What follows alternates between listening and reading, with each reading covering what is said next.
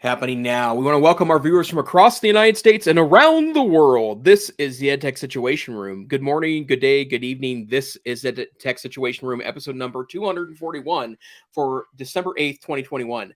My name is Jason Neiffer, and I am the Assistant Director and Curriculum Director of the Montana Digital Academy, which is Montana State Virtual School located on the fabulous University of Montana campus right here in beautiful Missoula, Montana, in the heart of Western Montana. And joining me tonight, as always, good evening, Dr. Wes Fryer. How are you tonight, sir?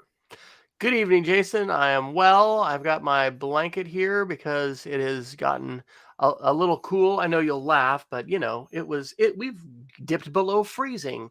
I think it's supposed to be in the high 70s on Friday, so figure out how that works.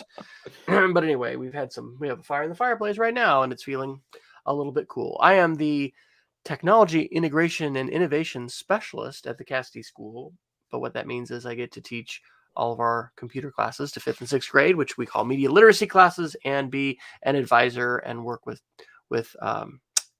teachers a bit on some instructional coaching. So we are going to talk a little bit about the weather, but not mostly.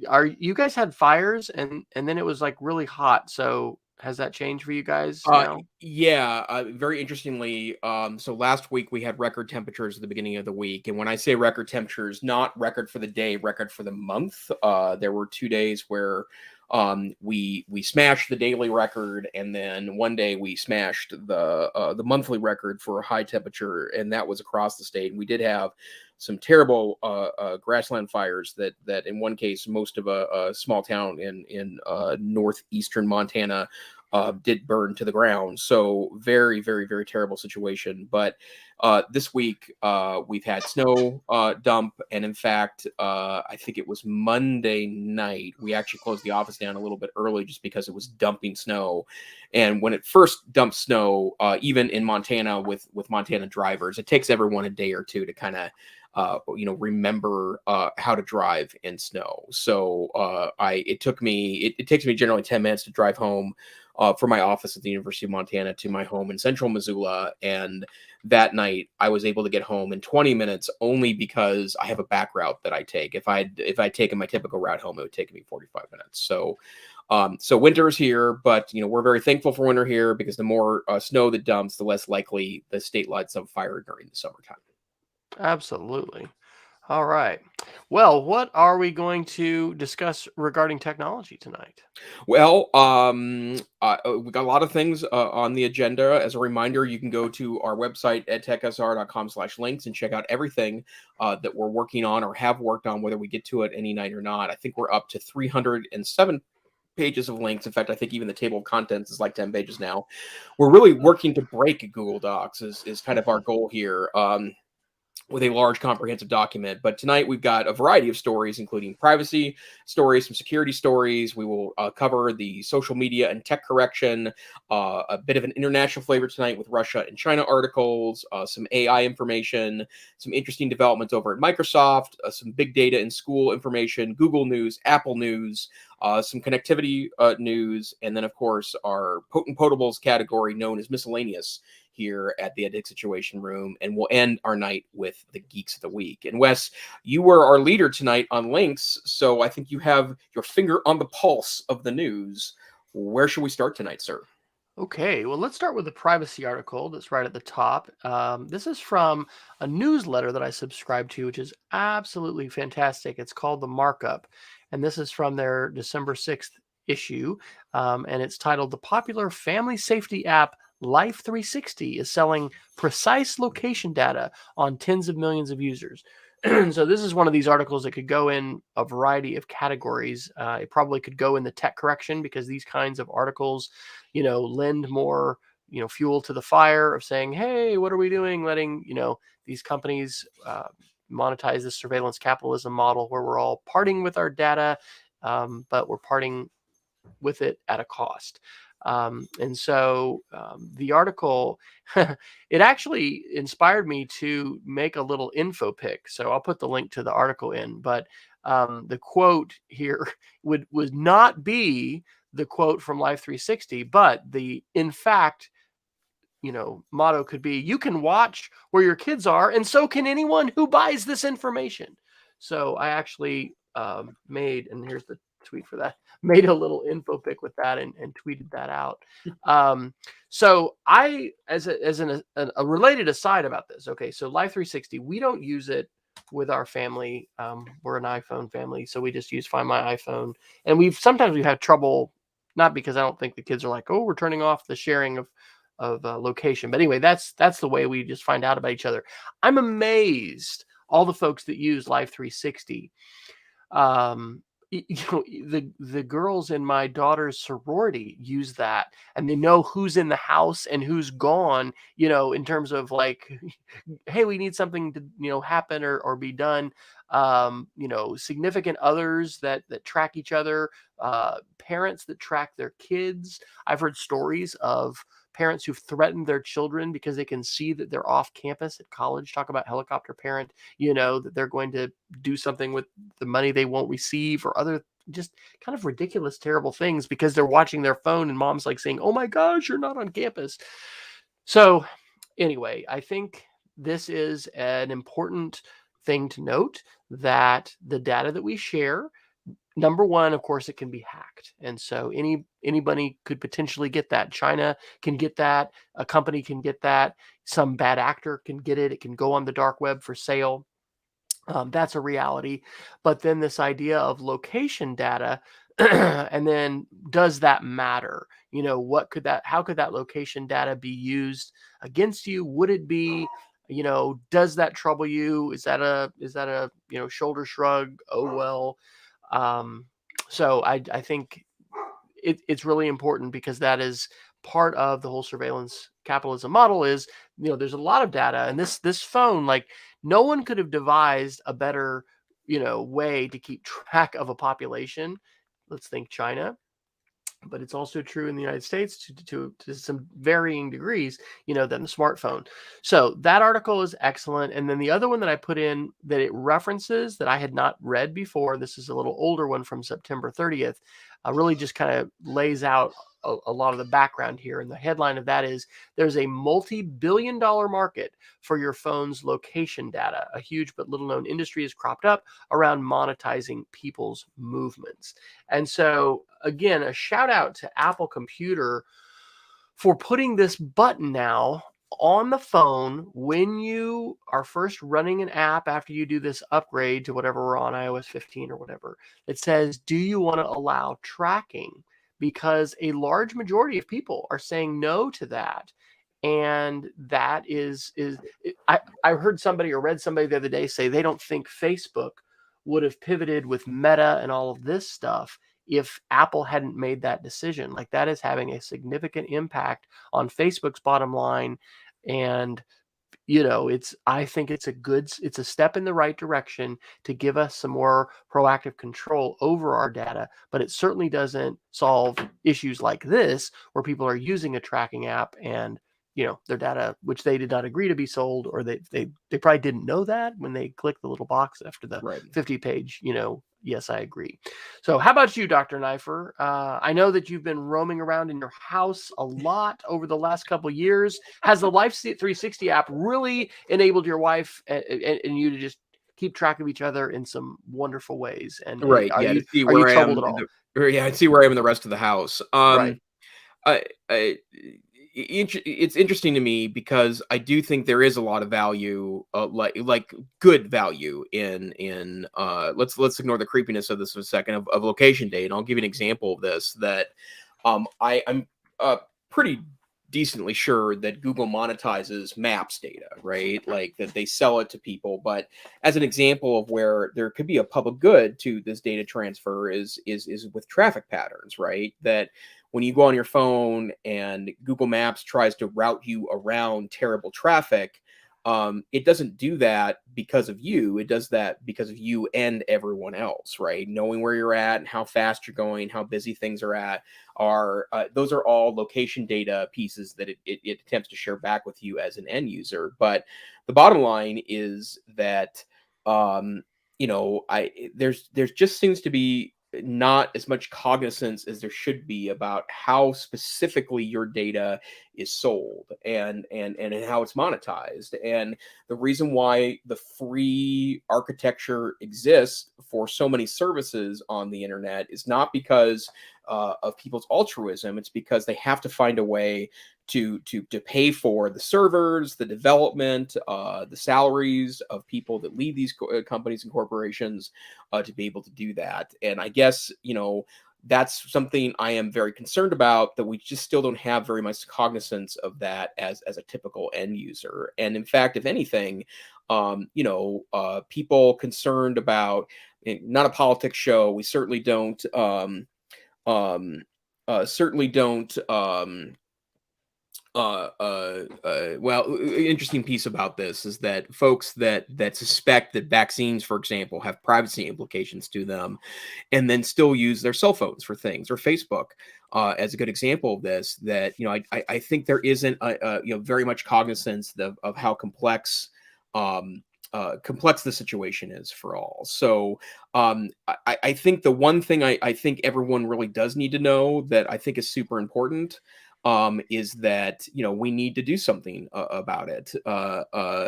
Not necessarily not use it, but be very conscious when apps are asking for our location data. And even if you get novel use out of something like this Live 360, understand that that comes at a cost, right? That I trust Apple more than I trust almost every other actor with privacy because of actions they've taken. But Apple too has an interest in knowing where you're located at. And although they may only use it internally for their purposes, even decent actors like Apple, may not be 100%. May not be 100% on your side. So, something to be super conscious of. I think these are also school lessons too, and one of the upsides I think have been lately of the kind of hyper focus on student data privacy is also letting students know that one of the reasons why we don't allow you to go and to sign up for anything with a school account or with your own account to complete assignments or to utilize it as part of a process is we know that if it's free, there's probably some implication to that to you. I think it's a very good development we have in schools. But you're going to hear this actually a couple of times tonight. You being very hyper conscious about what you're exchanging in exchange for that, I think, is really important. So this conversation reminded me of something we mentioned on the show months ago. It's the app Jumbo. I don't know if it's for Android, actually. iOS. Jumbo has a free tier, and then you can subscribe, but it allows you to take more control over your privacy settings. Facebook is terrible about this, but Google can be tough too. There are a lot of things that you could do, but are we delving into these settings? And then how do you decide? And so anyway, I just recommend Jumbo. I think I was paying for it for a while, and then I stopped that subscription. But one of the things that connects to this GPS issue is you can choose to delete your saved GPS information, like from Google Maps, like after 30 days or something like that, not to just keep it perpetually. I mean, I really like the YouTube history, and I don't think I've ever deleted my YouTube history, and I Yep. don't plan to. I mean, if you accidentally click on a video and you're like, okay, I don't want to see all these ads for new cookware or whatever, you can delete an individual video. And by the way, that's a very important media literacy lesson to share with folks of all ages is, we train the algorithms. I was just watching Will.i.am there's a great YouTube originals documentary series called The Age of AI. And anyway, I was showing this to my kids today, and he was talking about, training the machine. What do you do about that, Jason? Do you delete your GPS data from Google Maps? Are you good, just leaving it and not worrying about it? Because that's one of those things that I was like not sure in Jumbo. Okay, because I don't really know that I get value out of Google having an historical record of everywhere I've ever been with my phone. So do you have a thought on that? No, other than, well, yeah, I mean, I don't delete my GPS data. I will also tell you too that I've never deleted my YouTube history either. And part of it is that this is a terrible argument, but I'm going to make it anyways. I mean, I have nothing to be embarrassed about in my YouTube history, right? And I'm not saying that because everyone deserves privacy, no matter what you're doing with YouTube, right? So even if you're acting nefariously, I still think that it's like a library book for me, right? We have absolute right to check out whatever book we want to the library without other people knowing about it. That's a protected right in the United States. Supreme Court affirmed protective right, right? But I also, I could see a scenario where if I feel like that the logarithm wasn't giving me what I was looking for, that I could see, maybe deleting and starting over again to see if I can't reformulate what it's delivering to me. But, YouTube keeps me interested in part because it keeps serving me up videos that, is pretty great. And so I don't feel the need to delete that, even though, I mean, I wouldn't say I would call it embarrassing, that some of the stuff that, I look at, it's not bad or it's not illegal or anything, but I watch a serious number of airline traffic control radio videos, for example, and I don't care that people know that. In fact, I'm saying it here on this public podcast, but it's silly, right? But that's data that I hope is protected. But whenever you use any service for any purpose, it's probably tracking you in a way that you're not comfortable with. And if you sign in the terms of service and the terms of service says that we may sell either anonymized or perhaps even not anonymized data on how you use our service or what you're doing inside of there, I could see that being very much an issue. So yeah. Well, these are things that are good to wrestle with, and certainly being aware of it is sort of the beginning of enlightenment and action. And it may be that action is not warranted, but we certainly need to be aware of it. And as this article points out, it's like a $12 billion industry. A lot of these are names we just haven't heard of. Okay, they're really happy to stay under the radar and not be household names. And these are really significant players in the digital economy. And it's important for us to know about them and what they're doing. And while we may not be able to enact privacy laws in our country or, globally, or make, other kinds of large changes, we can make individual choices about these kinds of things. And we can encourage students and teachers to make, wise choices about them as well. And those choices are going to look different depending upon a variety of contexts. But it's good to know that there could be some negative aspects to that, and drawing that to people's attention is a good thing. So, all right, where to next, Dr. Neiffer? Let's see here. Well, there's a lot of interesting things that are going on right now. We have like more topics ever than. Yeah, that's true. This might be our big one. Let's talk some tech correction in social media. There's really two stories here, even though I've got three links. The first one is that we reported earlier this year about Twitter Blue, which is a new service that's available from Twitter. And the reason why I want to mention this is because I did subscribe a couple weeks ago to Twitter Blue, because Twitter is a big thing for me. It's actually, I share a lot of article links, and there is some light banter that goes back and forth with me and some friends, including Dr. Fryer here. In fact, that's the way Dr. Fryer and I first met, was on Twitter. But I was just curious more than anything else. And I will tell you that I've always been very concerned about advertising on Twitter, because every sixth tweet you scroll is an advertisement, right? Like that's the piece that I think is very concerning. But Twitter Blue is now a reality in the United States, and I paid $2.99 a month for one month of Twitter Blue. And I just wanted to share a couple of observations about being a Twitter Blue user. So the first thing is that, and I don't really understand necessarily the value of this at the cost level.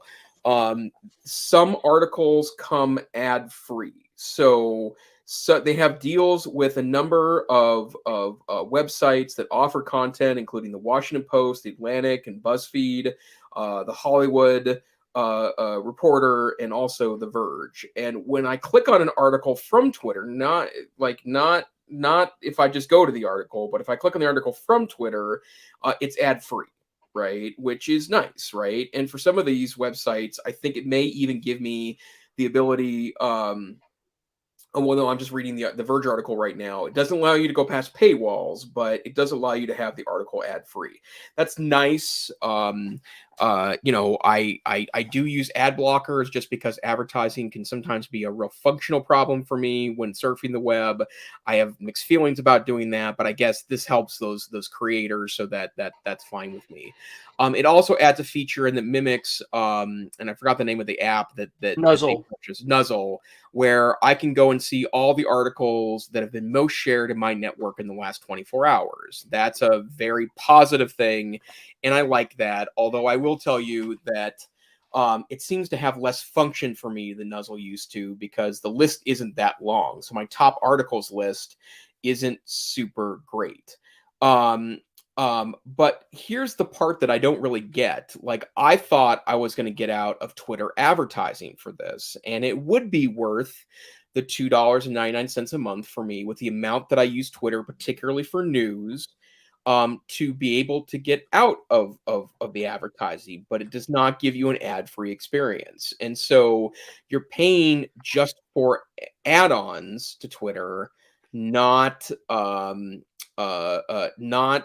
not to get rid of the advertising. And as I've talked about several times in the past, the best $10 I spend every month is YouTube Premium, which gets me out of advertising when I'm logged into my account. And it honestly makes the difference for me between using YouTube or not, because the advertising I perceive is so obnoxious on YouTube that it was a detractor for me utilizing it as a tool. So for me to spend $9.99 a month and get some other features too that are also quite useful, it was very much worth it. So I want to report that I'm doing it. I'm in a month now. I think I purchased this around Thanksgiving.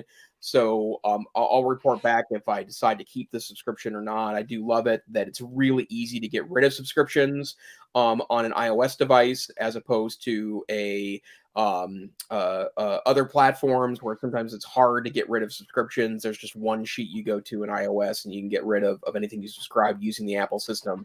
But I wanted to make that report. That is huge. I literally just subscribed to Twitter Blue while you were giving that report, because I knew this was coming, but I had missed that it was here. And I just wrote yesterday or this weekend or something about how much I miss Nuzzle and that function, because it's a real bummer when you have something you love in an app and then it goes away. So I'm gonna give that a shot as well. The ad block. I guess I would probably like to not have ads in Instagram or Facebook. I don't know. They're not horribly distracting.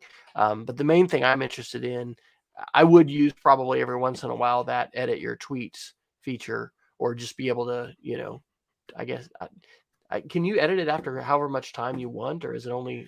I haven't even tried it. Yeah. I think that's a great feature, but I think that should be just baked into the platform. Yeah, yeah. So the main thing I'm excited about is this idea of curating, tweets. In fact, I looked on the App Store tonight. I was sitting in the car while my wife was going in and purchasing something in the store, and I was looking under social media news apps, and there's actually apparently a few more free speech, uncensored apps. Anyway, they're touting themselves as, anyway, these are just parlor-ish apps that are there, but I didn't see anything else that was like, filter your feeds to get your top recommended links from friends. Yeah. So I'm thrilled that this is going to be a feature, and hopefully they're going to enhance this and make it better, and they probably will, right? So it's starting out, but maybe we can provide feedback. But yay, because what does happen, this happened to the Posters team. I don't remember who actually bought them. It was Google, but like they just the whole thing died. Well, and that was Posters, right? Yeah, it was just gone, and there wasn't anything else that could do exactly what it did. So in that case, the company was bought, I think, for the brain power of its employees and founders. And anyway, yay for Scroll and Twitter resurrecting this feature. I think Peggy's probably probably good about this. So yeah, Peggy put in the tweet she thought that Twitter destroyed Nuzzle. Yeah, I mean they bought the company that owns it, or that created it and ran it, Scroll. And here's a quote, I guess: "The roundup of top articles won't be an email like Nuzzle was. Instead, you'll access it on Twitter itself." Huh. Though it's only available on Android and the web at the moment. So maybe that might be why you... Huh. Have you been accessing it on the web then, Jason? That's bizarre. It's not accessible through the iOS app yet. I'm sure Oh that'll well, come. no, I'm using it on the iOS app. Or which part? The curated articles. She's saying Oh it's... well, actually, that's a good question. I don't really know because I've Huh. only looked at that maybe twice. Yeah. So on the It web might be in the web. now, Yeah. yeah, I've got a sidebar, Home Explorer, notifications, messages, bookmarks, Oh no, and it's then top there's articles. top Yeah, articles. I've got the Yeah. top articles link in my Right. And iOS that app. was not present. So yay, this is great. This is good news. All Yeah, right. well, interesting development. We'll see. I guess is probably the Well, the and takeaway there, on right? the iOS, I don't know if you do this, but I use Twitter a lot in Safari. I mean, I do use the Twitter app, and sometimes I've had weird things where the typing is kind of weird when I'm in Safari.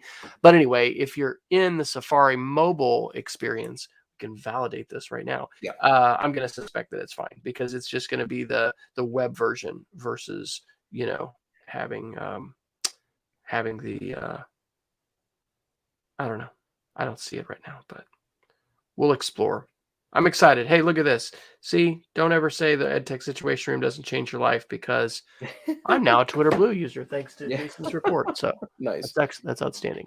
And it also shows just how much tech news there is during a week or two and how hard it is to keep up with stuff. So, hey, that's why we're here, for each other, if for no one else.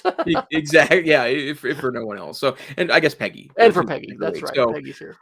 there's two other quick articles I want to share. It was reported in two different locations. 9 to 5 Mac, actually, probably everyone had an article on this today. 9 to 5 Mac had an article, and CNN Business had an article. But the CEO of Instagram was on Capitol Hill today to testify. It's the first time anyone from the Meta company, I guess is what they're calling themselves now, has been on Capitol Hill since the whistleblower was there. So a lot of heightened interest of that today.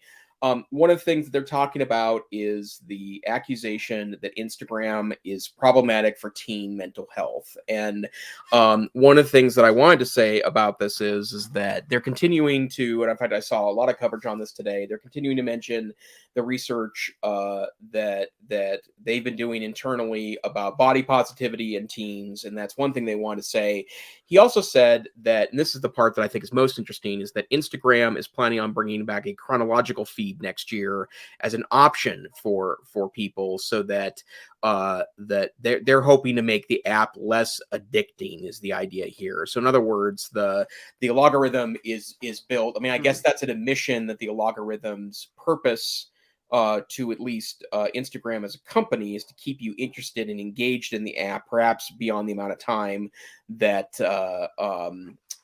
you would otherwise want to be. I will say Instagram has built in some interesting other tools. They allow you to stop posting the count of likes directly in the feed, which I think is a step in that direction.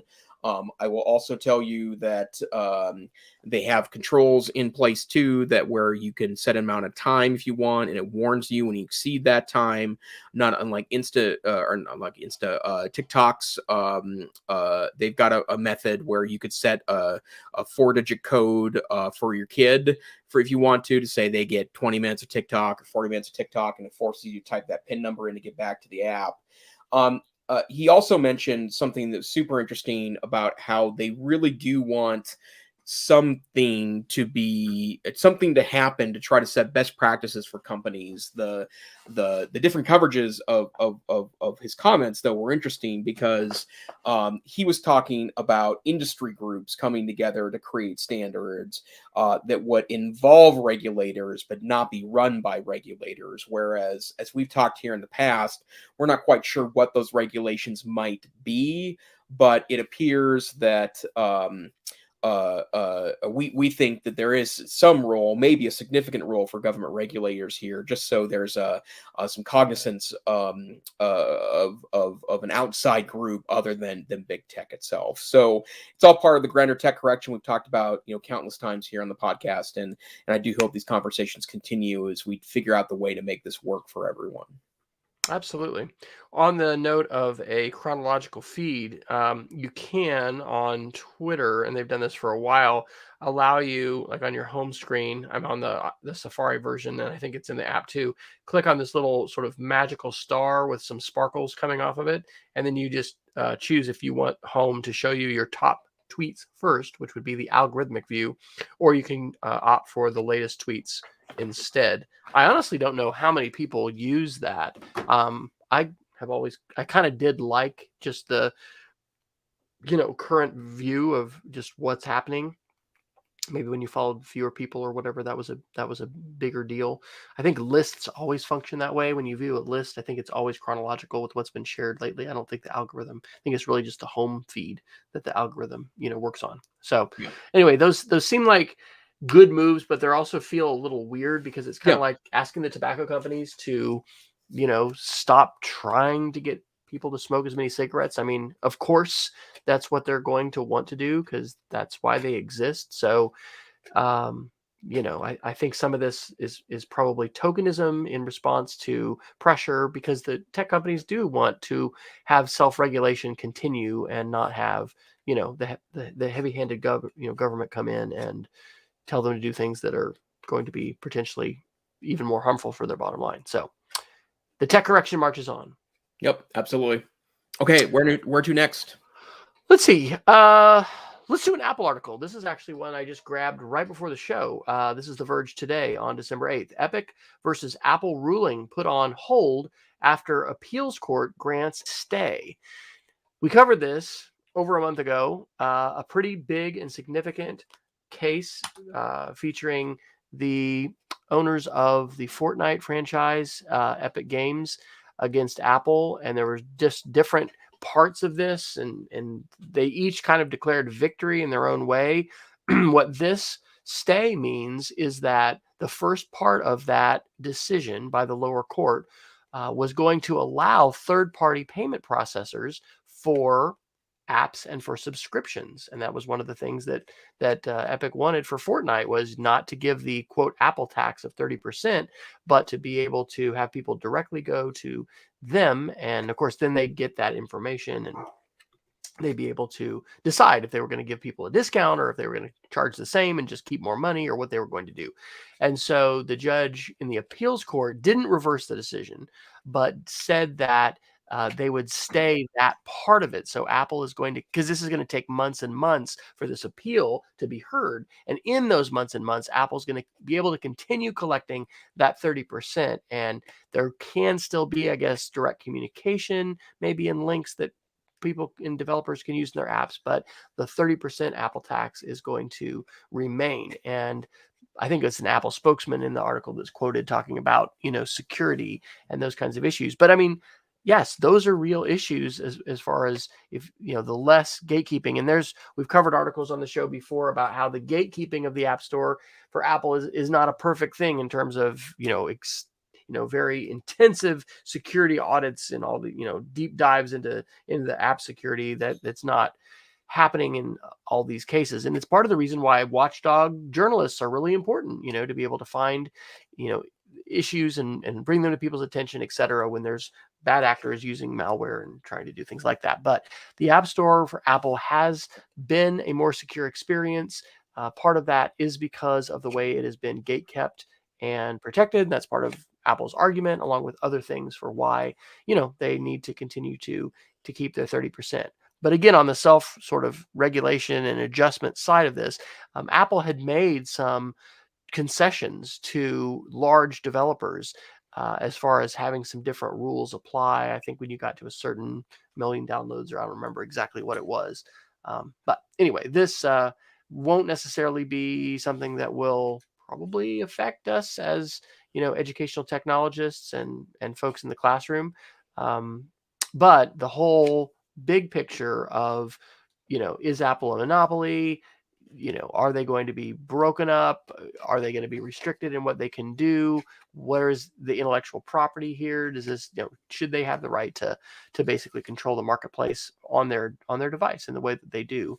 And I don't know if I mentioned it on the show previously, but you mentioned Meta and Facebook calling themselves that. I need to get the source of this, but one of the articles I think I had read talked about how not only was Apple's decision to put the donut track maybe a big part of Facebook's decision, but Facebook doesn't have a hardware platform. And one of the things they'd like to do is control a hardware platform, because that's very lucrative for Apple. And so if they can do that with Oculus and that platform, maybe that's a way that they're going to be able to continue to make lots of money into the future. So I think that this will be something to continue tracking. I don't know that it's going to have earth-shattering impact on our lives, in the immediate future. But from a developer standpoint, do you think this matters at all, Jason, or is this more the fact that Apple will keep Epic? I don't think they let Fortnite back in, and I'm not a Fortnite player. So anyway, your thoughts on the impacts here? Well, I mean, I'm not entirely. I mean, I did read the legal issues when they released the decision earlier this year, and I thought Apple had a point that I wasn't entirely convinced that Epic had proved their case based on the way they did that. Now, to be clear, I'm not an attorney. In fact, if anything, I'm a long retired debate coach, so that means that I don't have necessarily an eye for this, and I don't understand the issues of law that well based on the amount that I've read. But Wes, you bring up an important point that I don't think it's a settled a situation that it's better for Apple to open up to third-party systems. Like, I think that probably is better for a lot of developers, but I think there are privacy implications to that. And the freer the platform, the more likely it is that nefarious actors can take some actions or activities here. So I will continue to watch this. I am back in Apple universe after spending some time on Android. I will tell you that there are a lot more articles about nefarious Android apps than there are about nefarious iOS apps. And if some of these laws that states have been trying to pass that try to open it up even more to say you can have alternative app stores, I'm just not sure if that serves privacy or security very well. So I guess part of my answer here is stay tuned. All right. Where to next? Well, a couple quick Microsoft articles. One of them is that this is just more of an information piece. There is a new UI rolling out for Microsoft Office. I believe this is Microsoft Office for Windows that will have this first, and then eventually I think this will filter down to Mac. But for the desktop apps, The Verge reported that there's a more Windows 11 looking Microsoft coming near you. And I will say that I do think there's been a lot of progress in the last several years for the look of the Office desktop apps. And from what I can see, they look pretty stylish, and that the toolbars keep getting a little more nuanced and a little bit better designed. They do take on a little bit of the cartoony icon look that I don't really like in Windows 11. I feel like that's kind of a step backwards. I prefer flatter, cleaner designs, which is where the design language was going in Windows 10, but that's something to keep in mind. Probably the bigger conversation is that this is one of several articles in the last couple of weeks where Microsoft is continuing to make it harder and harder and harder to switch to alternative browsers as your main browser, particularly in Windows 11. And it's always been, this is true since Windows 10 was released in 2015, that they discouraged you from changing your app from your browser from then Microsoft Edge to Google Chrome, or really anything else. When you try to do that, they're like, no, we really recommend Edge. And then when they released the new Edge a few years back, they started utilizing messaging that kind of said, no, it's all the good stuff of Chrome without the stuff you don't like. So that's part of that. But not only now is it very difficult to switch your browser in Windows 11, they're now actively discouraging you from doing so. So if you open up Edge and try to download Google Chrome, it'll give you a message now that says Microsoft Edge runs on the same technology as Chrome with the added trust of Microsoft, which is a pretty pointed comment in light of the fact that this is the company that created Internet Explorer. So I would say that I just feel like this is a recipe for a dance with regulators at some point, because this is exactly the issue that got Microsoft in trouble 20 years ago. It's the same issue. It's about browser bundling. And the bottom line is that I will admit I like Windows 10 better than Windows 11, but Windows 10 was a big step forward for that company and actually had me being a Windows user for a little while because of how clean and fast the OS was. I don't think they need to be playing these shenanigans. It doesn't feel like that Microsoft is losing that much market share by not having the dominant browser. I thought it was good news that they were utilizing Chrome as its base, and in fact, Chromium. Chromium. I'm sorry, as its base. But the bottom line is that I now have Edge installed on every one of my computers, and I use it not as my primary browser, but I use it fairly regularly because it's a nice stable browser. That should be enough for Microsoft. You shouldn't have to play shenanigans in order to have people utilize this. And at some point, the antitrust regulators are going to start sniffing around their dirty laundry. We've seen this movie before, and it didn't end well for Microsoft. And unfortunately, it took litigation to get that to change.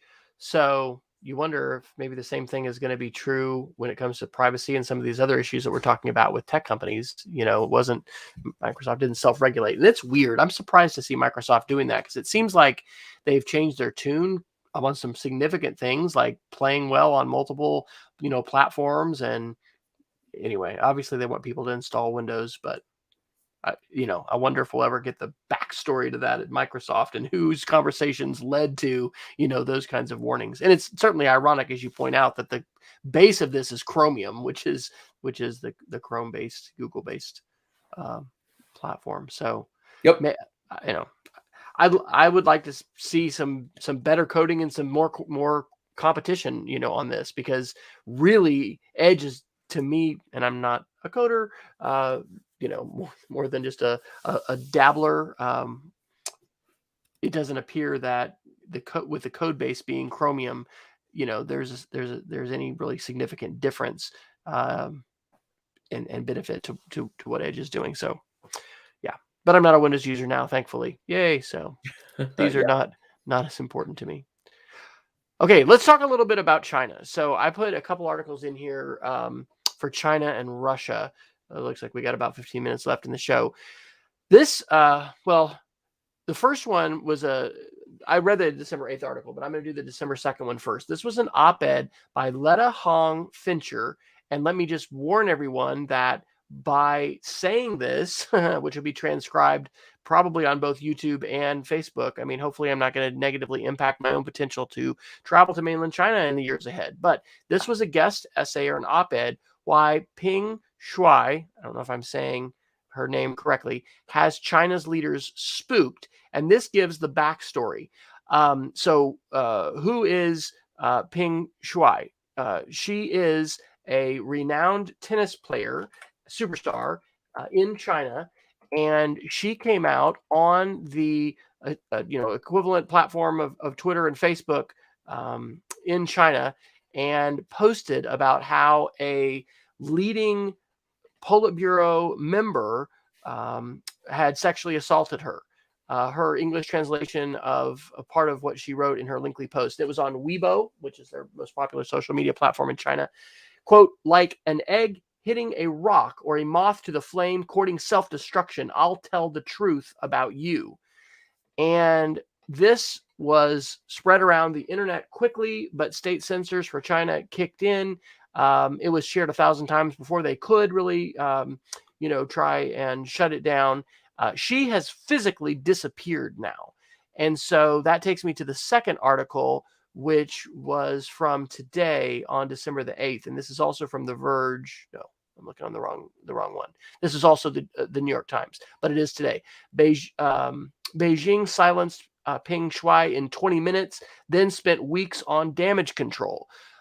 Because, as might not surprise us, although China has been and can be very effective in quashing dissent and stopping discussion, this has gotten the attention of a lot of folks outside of mainland China. And so, to my knowledge, she has still not shown up. And I think even President Biden, and others are pressuring Beijing to provide evidence that she is safe, visual proof. And so, anyway, I'm not going to talk to my middle school kids about this because the situation involves sexual assault, and I'm just not going to go there.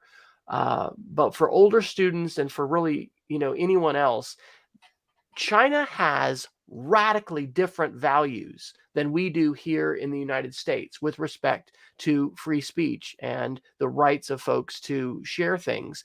And the fact that the government doesn't have the right to just disappear you when you happen to charge a public official, a government official, with a crime or allege a crime. And so I think that, and we're seeing other, kinds of headlines about, but the Olympic Games, I think, where the United States is now doing a diplomatic block. It doesn't mean our athletes aren't going to compete in China, but we're not going to send diplomats. I think I saw a headline today that Canada is going to join the United States. Maybe there's other European Union countries that are as well. But we have a radically different approach towards social media and speech here in the United States in the West than they do in China. I am thankful for the journalists and for the other advocates that have spoken up and amplified this story about Peng Shuai. Part of what these articles go into is how the Me Too movement and the feminist movement in the West, in the United States, has affected China, and how the government is, that op-ed particularly up from the second, is very scared and nervous, because if she, as an extremely visible and prominent celebrity in China, can speak out in this way, maybe other women in China are going to be empowered to speak out as well. And this could be just really bad for social control and the Chinese government, keeping a lid on dissent. So I had not heard anything about this at all until I happened to see this, I think on Flipboard today, following a list that I follow there from Twitter. I did see this article actually when I went to my Twitter Blue top articles. It shows as one that's been shared. But had you heard about this at all, Dr. Neiffer, and do you have any opinions about it? I've been keeping an eye on this because there's been a lot of coverage on NPR about this, and that's my primary source for news because I usually listen for about an hour in the morning. We're in an era where international politics and social media are really important as kind of competing situations, because we would know about this more about the situation except for social media and the outcry there. The interesting thing about China, and I know just enough of it to speak with a tiny bit of authority, which is to say that, part of China being open from a business standpoint means that its athletes and the way they're treated in their home country is now an international issue. This isn't internal politics or internal affairs. This is an international incident. And I know that there are a lot of international sports associations that are considering pulling events from China, which is a very expensive proposition for all involved. But there's no such thing as internal affairs anymore, especially when it comes to international athletes. And so I continue to monitor this, but we know a lot more about this in part because of social media and the fact that it's a lot harder to hide situations than it used to be.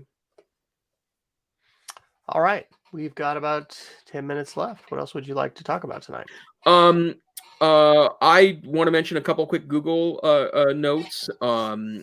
First and foremost, Google has announced a technology that they're working on that's called telepresence, and they're working at a telepresence booth Well, I initially clicked on this for something I'll talk about in a moment because of a bit of a joke, but basically, in a research paper, Google has outlined something called Project Starline. Which was a demo they gave at their that I/O conference this year that I don't remember hearing about at the time. But the idea behind Starline is that it takes a very high-end computer, 8K screen, 4 GPUs, 4 microphones, and a lot of cameras to create some kind of AI and 3D enhanced image so that people can appear to be in real life from you, even on a screen. And the demo video I looked at was extraordinary. Really did seem to provide a lot of presence. And the reason why this kind of struck me was that I had an opportunity today to talk to some folks about how much better video conferencing is than it was just 10 years ago. And the platforms are really easy to use. And even when you have relatively modest equipment, it's a pretty decent experience. But of course, having someone in a three-dimensional way that's the very lifelike in its conception would add that much more to it. So coming to potentially a lab or an office near you, but this 3D telepresence booth that they're working on is super interesting. Again, I don't remember hearing about Project Starline from Google I/O this past summer. It did remind me of a funny scene from Silicon Valley, the now ended but very funny show from HBO, which poked a lot of fun at they had technology called the telehuman, which was kind of it was very much like this. And there's a very, very funny scene where one of the protagonists actually, I should say one of the antagonists of the storyline, named Gavin Belson, comes into a meeting. And again, I will warn that there's some salty language in the clip, but very funny stuff. And if you haven't watched Silicon Valley, again, it's an adult comedy. I would not recommend this to show to your toddlers, but it did call a lot of the bizarre nature of the development of tools and Silicon Valley in their bravado. So I thought that was pretty funny. Awesome. Here's one under our miscellaneous that actually follows up on an article we did a couple weeks ago. This is Ars Technica from December the 3rd. Emails show what happened before Missouri governor falsely called a journalist a hacker. As you may recall, a journalist handled this situation in a apparently very ethical manner. The State Department of Education in Missouri was disclosing the full Social Security numbers of educators and teachers, I think, in their retirement program or something, or maybe it was just certification. But anyway, they had them in their database, and they were not visible on the screen. But when you viewed source code of the web page, you could see all of these socials. And so rather than publishing this first or whatever, they contacted them, gave them a chance to patch it, and then they reported it. Well, the emails show that multiple officials in the government of Missouri had notified the governor's office and had these communications saying this isn't a felony, this isn't a crime. But, the governor, for whatever reason, decided to call out the journalist and say they were going to try to prosecute them to the full, potential of the law, or whatever that phrase is, and basically showed himself to just be incredibly ignorant about how the internet works, because HTML has always allowed you to view the source, and that is not a crime to do that. So it was just ridiculous to hear a public official say that. And apparently, not a surprise, politics perhaps even more than ignorance, but I'm sure there's a mix of both, kind of accounted for that. So anyway, that's just a little bit of a follow-up. And then one other miscellaneous article that I thought was just pretty interesting. This is from Gizmodo on December 2nd. Microsoft makes breakthrough in the quest to use DNA as data storage. And this is just an amazing thing, right? That, DNA, in the way that it's twisted and wrapped around on itself, has so much information in it. And so, as we see in some other cases where scientists and technologists are looking at nature and how nature works, and using sort of the blueprints of nature to think about what we could try and recreate. The article is subtitled, "We are producing The world is producing more data than we can store, but a solution could be the very molecule that contains our genetic code. And so Microsoft reported having a breakthrough, or I guess some headway in a research paper, saying that it is allowing basically data storage to be written. It says Microsoft's predicting, or I guess it's IDC is predicting data storage demands will reach 9 zettabytes by 2024. 1 zettabyte would be used if Windows 11 were downloaded on 15 billion devices. Using current methods, that data would need to be stored on millions of tape cartridges. Anyway, it's saying that we're just going to have potentially, some incredible ways to increase storage. So this is one of these futurism things. It's not like, hey, this is going to affect your, IT budget next week kind of thing. But I thought that was pretty interesting. So good Microsoft, there's a good Microsoft article. Yay. I haven't shared too many of those on the show, so make note. Oh, so judgy. And then just a note that Chrome OS 96 has been released. It's been rolling out the last 2 weeks. It does add an updated camera app. What's particularly interesting about it for those of you in classrooms is that it now has a QR code scanner built right into the camera. So particularly if you're using a convertible or a Chrome OS tablet, that's super useful. There's also more document style features on the camera app itself. And then there's also some new settings available in the Chrome OS settings piece. So it will update. On the update topic, have you updated your M1 Mac to Monterey? And if so, what's your experience been? Yeah, I did this. I threw caution to the wind and updated both my home and work M1. I have a Mac Mini at home, and I have a MacBook Pro at work, and both of them are M1 Macs. I did it very early, first week on both, and so far so good. I haven't noticed any wonkiness. I also noticed too that I think almost all my apps, but just one or two now are Apple Silicon based and not on the Intel emulator. So that's been pretty nice. So yeah, it's been pretty stable for me. I'll do one more fast one, and then I think we probably better Geek of the Week it. This is a Washington Post op-ed from Josh Rogan on November 30th. The title is "A Shadow War in Space is Heating Up Fast." I'm tracking things with Space Force a little bit more closely. Perhaps it's my daughter. I think she wants to go to the Air Force Academy and maybe be an astronaut or join Space Force. This is a very, very interesting op-ed piece because periodically we'll talk about space articles, and usually those are in the context of, hey, share this with your kids. It's really cool that, the Mars rover has launched a helicopter, something kind of cool and amazing. But this is just talking about how the Russian explosion or the destruction of their own satellite this month, put I think 15 or 1,700 new trackable pieces of space debris up, and that will continue to pose significant threats to all of the satellites and things that are in low Earth orbit. And the ways in which China appears to be weaponizing space. It's really just like kind of a collision course that we appear to be on with both Russia and China with respect to space and the militarization of space. And of course, that has huge implications for all of us with technology, right? What would you do without your GPS? The number of satellites that are going up thanks to Starlink and other kinds of projects.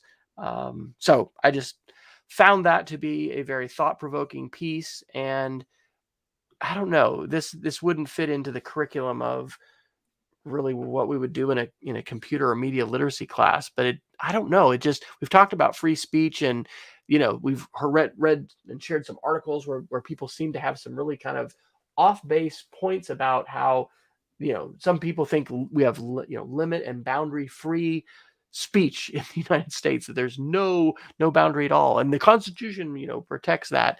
I mean, it restricts what the government can do but not others.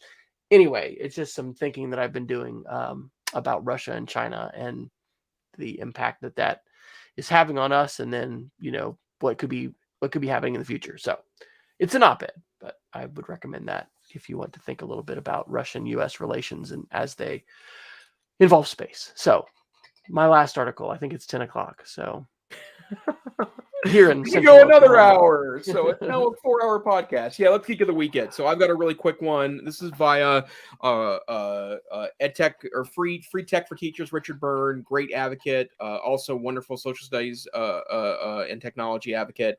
He shared a really interesting tool recently called Scribble Map, which itself is a really cool tool, but you can utilize the tool without actually ever having to log in or share any personal information. So it basically allows you to take a map, Google Map, I believe National Geographic maps are part of the thing. I think Bing maps are available on there.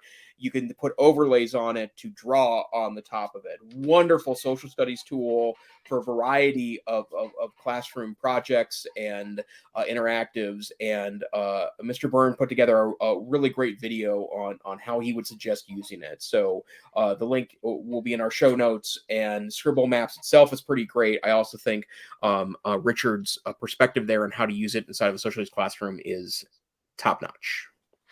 And I have just one Geek of the Week, too. Mine is a podcast. It's from Ezra Klein's New York Times podcast. The title is Predicting the Future is Possible, Super Forecasters Know How. And this is an interview with an academic I'd never heard of before, Philip Tellock. And he's interviewed by Julia Galef. They introduced me, and maybe everyone else knows about this, to hedgehog and fox thinking. But the ways in which analysts, basically people who are very charismatic and popular and have these really dramatic things to say, oftentimes are really, really poor at actually predicting the future, although they get headlines. And so, reality is surprise, surprise, much more nuanced and complex than sometimes people will make it sound like in their TED Talk or whatever.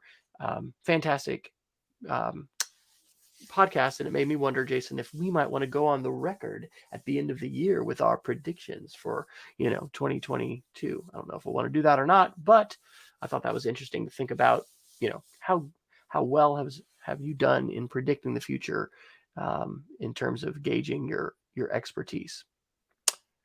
Well, Wes, wonderful. Where can people find you on the internet?